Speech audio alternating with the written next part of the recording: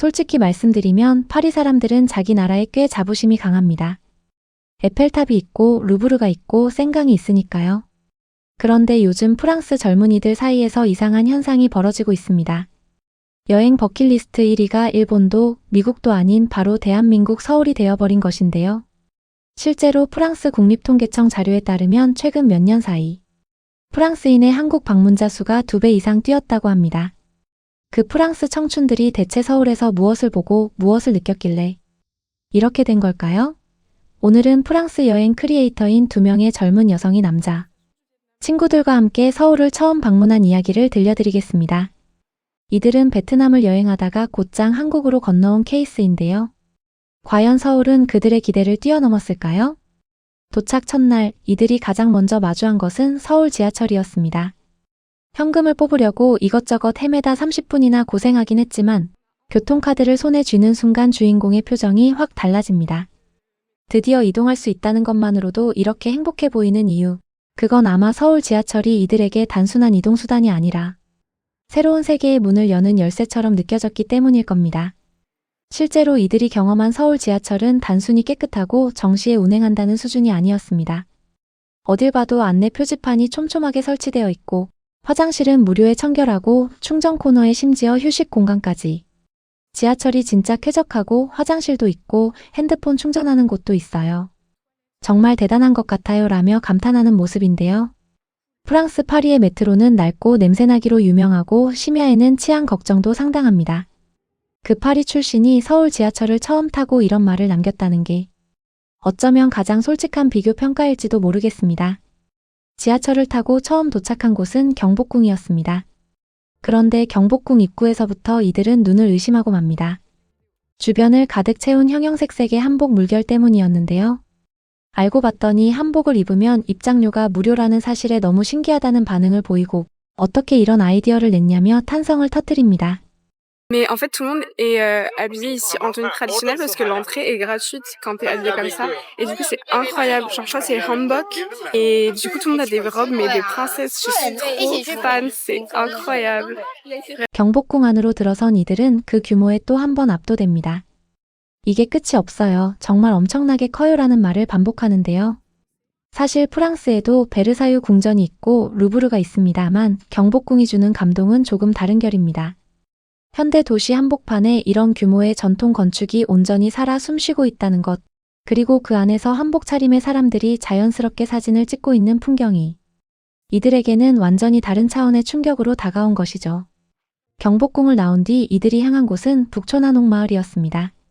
좁고 오래된 골목 사이로 기와지붕이 이어지는 그 풍경, 오래된 나무문과 돌담이 어우러진 골목을 걷는 순간 이들은 완전히 다른 세계에 온 것 같다는 표정을 숨기지 못합니다. Anok Village. Et c'est genre toutes les rues avec les petites maisons un peu traditionnelles magnifiques. Donc franchement, on est aux anges. 그런데 이들이 북촌에서 특히 인상적이라고 꼽은 것은 한옥의 외관이 아니었습니다. 골목 곳곳에 갤러리가 있고 직접 그림을 그리는 작가들이 있고 엽서와 소품들을 판매하는 작은 공방들이 밀집해 있다는 점이었는데요. 큰 갤러리들도 있고 그림 그리는 사람들도 있어요. 비싸지도 않아요.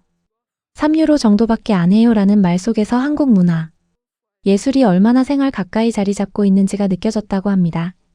관광지이면서 동시에 살아있는 예술거리, 그게 북촌한옥마을이 세계 관광객들에게 계속 입소문 나는 이유가 아닐까요? 그런데 여행 중 예상치 못한 장소에서 이들이 가장 크게 놀란 순간이 찾아옵니다. 바로 국립중앙박물관에서였는데요. 박물관을 돌아다니던 남성 친구가 갑자기 걸음을 멈추더니 눈앞에 있는 무언가를 뚫어지게 바라보기 시작합니다. 그건 다름 아닌 안내 로봇이었습니다. 하트 모양의 눈으로 깜빡이며 이동 중입니다. 지나갈 수 있도록 도와주세요 라는 안내를 화면에 띄우고 스스로 움직이는 이 로봇을 처음 목격한 순간 이들의 표정은 그야말로 당황 그 자체였습니다. 프랑스 박물관에서 관람객을 안내하는 로봇을 본다는 것은 아직까지 상상하기 어려운 일이기 때문인데요. 그런데 한국에서는 국립박물관 안에서 이 로봇이 아무렇지도 않게 관람객들 사이를 누비고 있는 겁니다.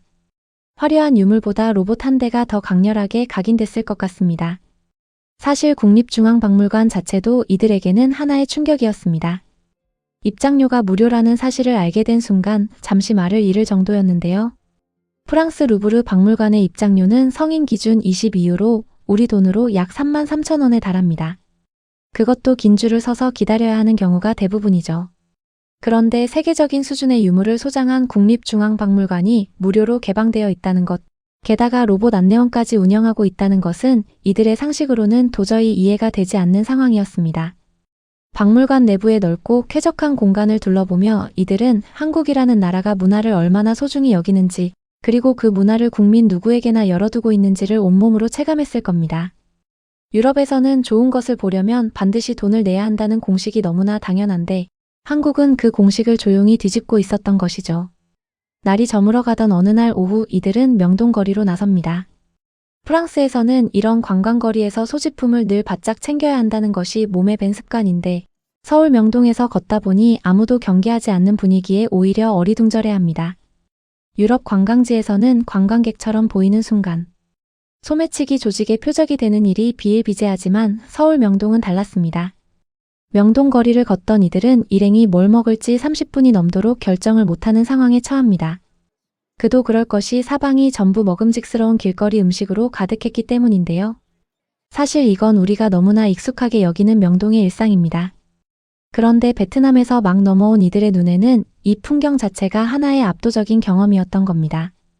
그리고 이 여행 전체에서 이들이 진심으로 가장 놀랐다는 순간이 따로 있는데요. 바로 합정동 벚꽃이 만발한 서울의 봄거리였습니다. 사실 이날은 여행 중 처음 날씨가 좋지 않아 남산타워 계획을 미루고 어디를 갈까 고민하던 중 우연히 발길이 닿은 곳이었습니다. 그런데 그곳에 도착한 순간 온 거리가 벚꽃으로 뒤덮여 있었습니다. Genre, c'est le jour où tous les cerisiers sont en fleurs, genre c'est la peak season de toute l'année. N'est-ce pas, Nicolas? N'est-ce pas, exactement. 이 장면에서 또 한 가지 눈에 들어온 것이 있었습니다. 벚꽃 아래를 걷는 수많은 가족들 중 아기를 포대기로 안고 다니는 부모들의 모습이었는데요. 함께 여행 중이던 남성 친구 니콜라는 처음 보는 한국식 아기띠에 완전히 매료되어 이에 대한 이야기를 한동안 멈추지 못했다고 합니다. Leurs enfants, ils sont matching avec leurs gosses. Ah ouais! Nicolas est obsessed par les Coréens et leurs enfants. Ouais, Il nous fait des rants depuis tout à l'heure Mais sur ils ont l'air les trop heureux mamans d'être ensemble. enceintes. Non, pas enceintes. Les mamans avec des les porte-bébés. porte-bébés. Les porte-bébés, c'est... 작은 것 하나하나에서 문화의 차이를 발견하고 진지하게 바라보는 이들의 시선이 인상적입니다.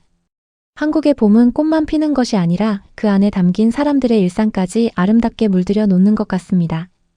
여행의 마지막 하이라이트는 역시 남산타워였습니다. 올라가는 길이 꽤 험난했는데요.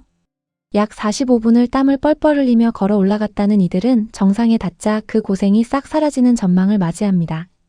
남산 정상에서 내려다본 서울의 풍경은 어떤 말로도 설명이 안 된다는 표정이었습니다. 도심 곳곳으로 뻗어있는 고층 빌딩 숲과 그 사이로 굽이치는 한강, 멀리 보이는 산자락까지. 이 모든 것이 한 도시 안에 공존하고 있다는 사실이 이들에게는 충격적인 발견이었을 겁니다. 파리에서 에펠탑 위에 올라가는 것과는 완전히 다른 감동이라고 했는데요. 에펠탑에서는 도시를 내려다보는 기분이지만 남산에서는 도시와 자연이 함께 살아 숨쉬는 하나의 거대한 생명체를 바라보는 느낌이었다고 합니다. 그렇게 6일이라는 시간 동안 서울을 누빈 이들이 여행을 마무리하며 가장 많이 한 말은 딱 하나였습니다. 다음에 또 오고 싶다는 것이었는데요. 단순한 인사치레가 아니라 쇼핑할 것도 너무 많고 먹을 것도 너무 많고 볼 것도 너무 많아서 6일로는 절대 부족하다는 진심 어린 아쉬움에서 나온 말이었습니다. 한국인인 우리에게는 지하철 한 번 타는 것도 벚꽃 아래를 걷는 것도 경복궁을 지나치는 것도 그냥 일상입니다. 그런데 그 평범한 하루하루가 누군가에게는 평생 기억에 남을 여행의 장면이 된다는 것. 이 프랑스 여행자들이 카메라에 담아 세상에 전해준 건 관광지 사진이 아니라 바로 그 시선이었습니다. 우리가 너무 당연하게 여겨온 것들의 진짜 가치를 말이죠.